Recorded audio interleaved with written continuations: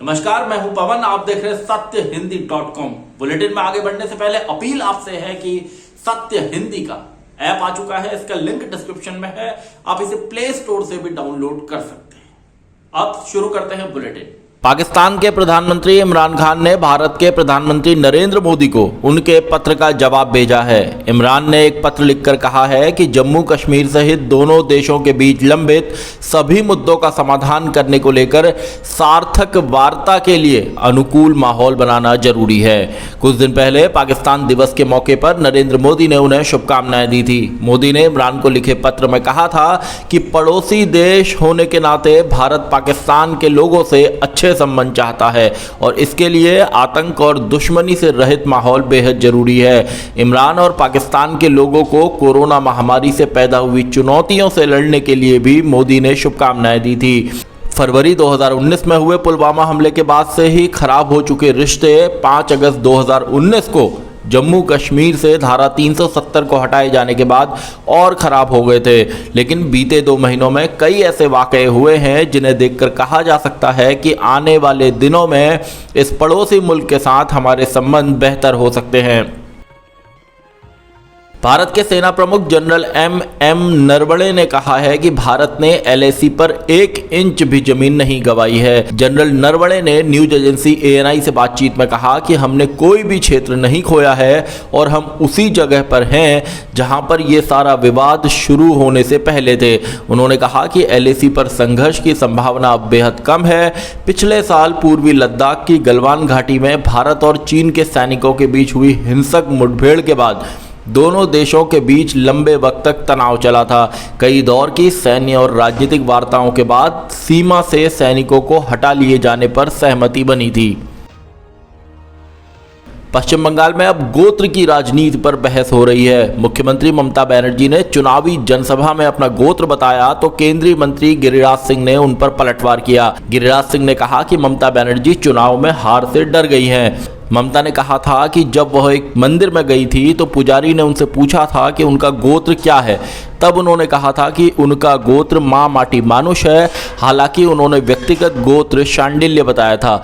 इस पर गिरिराज सिंह ने न्यूज एजेंसी ANI से बातचीत में कहा कि उन्हें तो कभी गोत्र बताने की जरूरत नहीं पड़ी और वह तो इसे लिखते हैं, लेकिन ममता बनर्जी चुनाव हारने के डर से गोत्र बता रही हैं। गिरिराज सिंह ने पूछा कि ममता बनर्जी, अब आप मुझे बता दीजिए कि कहीं रोहिंग्या और घुसपैठियों का गोत्र भी तो शांडिल्य नहीं है। 8 चरणों में होने वाले पश्चिम बंगाल के विधानसभा चुनाव के लिए दूसरे चरण का मतदान कल होगा। इस चरण के लिए चुनाव प्रचार मंगलवार शाम को खत्म हो गया था। इस चरण में नंदीग्राम सीट पर भी मतदान होना है। इस सीट पर मुख्यमंत्री ममता बनर्जी और उनकी सरकार में मंत्री रहे और अब बीजेपी के उम्मीदवार शुभेंदु अधिकारी के बीच जोरदार मुकाबला है। पहले चरण में 80% मतदान हुआ था और उम्मीद जताई जा रही है कि इस बार भी मतदाता बड़ी संख्या में घरों से बाहर निकलेंगे और अपने मताधिकार का इस्तेमाल करेंगे। बंगाल में कुल 8 चरणों में मतदान होगा और 2 मई को नतीजे आएंगे। इस दिन बाकी 4 चुनावी राज्यों के भी नतीजे आएंगे। मुंबई में ड्रग्स के मामले की जांच कर रहे नारकोटिक्स कंट्रोल ब्यूरो ने अभिनेता एजाज खान को हिरासत में लिया है। एजाज खान बिग बॉस में शामिल हो चुके हैं। एजाज खान का नाम ड्रग तस्कर शादाब बटाटा से हुई पूछताछ में सामने आया था। जांच टीम ने एजाज को साथ में लेकर अंधेरी और लोखंडवाला इलाकों में छापेमारी की है। खान को NCB दफ्तर में बुलाया गया था। इसके बाद उन्हें हिरासत में ले लिया गया। NCB ने 26 मार्च को लोखंडवाला, वर्सोवा और मीरा रोड इलाके में छापेमारी की थी और बड़ी मात्रा में ड्रग्स बरामद की थी। सुशांत सिंह राजपूत की मौत मामले से शुरू हुई ड्रग्स मामले की जांच में NCB ने अब तक कई गिरफ्तारियां की हैं और बॉलीवुड में ड्रग्स सप्लायरों के लिंक को लेकर भी कई लोगों से पूछताछ हो चुकी है।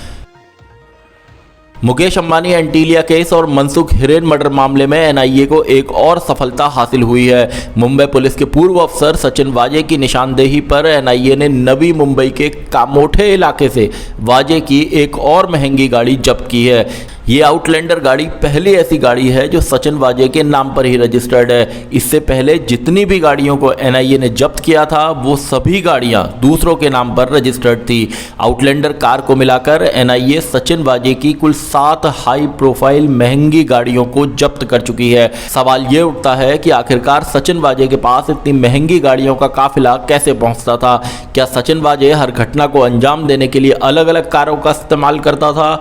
इसी की जांच करने के लिए एनआईए अलग अलग लोगों से पूछताछ भी कर रही है। सचिन वाजे एनआईए की हिरासत में है और एनआईए लगातार उससे विस्फोटक कार से जुड़े मामले में पूछताछ कर रही है। भारतीय वायुसेना के हवाई जखीरे में कुछ और नए राफेल लड़ाकू विमान शामिल होंगे। राफेल लड़ाकू विमानों की नई खेप आज भारत पहुंचेगी। 3 राफेल लड़ाकू विमान आज शाम अंबाला के एयरबेस पर लैंड करेंगे और फ्रांस से हिंदुस्तान की लगभग 7000 किलोमीटर की दूरी तय करेंगे। तीनों विमानों में air to air refuelling UAE की ओर से की जाएगी, यानी उड़ान के दौरान आसमान में ही ईंधन भरे जाने की सुविधा मिलेगी। भारत सरकार ने फ्रांस से 36 राफेल विमानों की खरीद का समझौता किया है। अब तक भारत को मिले राफेल विमान अंबाला में वायुसेना के गोल्डन एरो स्क्वाड्रन का हिस्सा हैं। इन लड़ाकू विमानों की एक और नई खेप अप्रैल के आखिर में आएगी और इसमें 9 राफेल लड़ाकू विमान शामिल होंगे। देश में बीते 24 घंटों में एक बार फिर कोरोना संक्रमण के मामलों का आंकड़ा 50,000 से ज्यादा रहा। बीते 24 घंटों में कोरोना संक्रमण के 53,480 मामले सामने आए और 354 लोगों की मौत हुई। भारत में अब तक कुल 1,62,468 लोगों की मौत हो चुकी है, जबकि एक्टिव मामलों की संख्या 5,52,566 है। दूसरी ओर कोरोना का टीकाकरण अभियान भी जारी है और अब तक कुल 6 करोड़ 30 लाख से ज्यादा लोगों को टीका लगाया जा चुका है। महाराष्ट्र में कोरोना संक्रमण के मामलों में कुछ कमी आई है और बीते 24 घंटों में 27,918 मामले सामने आए हैं और 140 लोगों की मौत हुई है। कांग्रेस से बीजेपी में आए पूर्व केंद्रीय मंत्री ज्योतिरादित्य सिंधिया अब बंगाल चुनाव में भी बीजेपी के लिए वोट मांगेंगे। अभी तक उन्हें मध्य प्रदेश से बाहर किसी तरह की जिम्मेदारी पार्टी ने नहीं दी थी, लेकिन बंगाल में चौथे चरण के चुनाव प्रचार के लिए उन्हें स्टार प्रचारकों की सूची में जगह दी गई है। चौथे चरण के लिए बीजेपी ने 30 स्टार प्रचारकों की सूची जारी की है और ज्योतिरादित्य सिंधिया का नाम इस सूची में 24वें नंबर पर है, लेकिन इस पर कांग्रेस ने तंज कसा है। मध्य प्रदेश कांग्रेस के प्रवक्ता अजय यादव ने कहा कि सिंधिया की स्थिति बिन बुलाए मेहमान जैसी हो गई है। उन्होंने कहा कि सिंधिया को स्टार प्रचारकों की सूची में शामिल करना महज एक औपचारिकता है। बुलेटिन में अभी इतना ही। बाकी खबरों के लिए बने रहिए सत्यहिंदी.com के साथ। सत्य हिंदी का ऐप डाउनलोड करें गूगल प्ले स्टोर पर।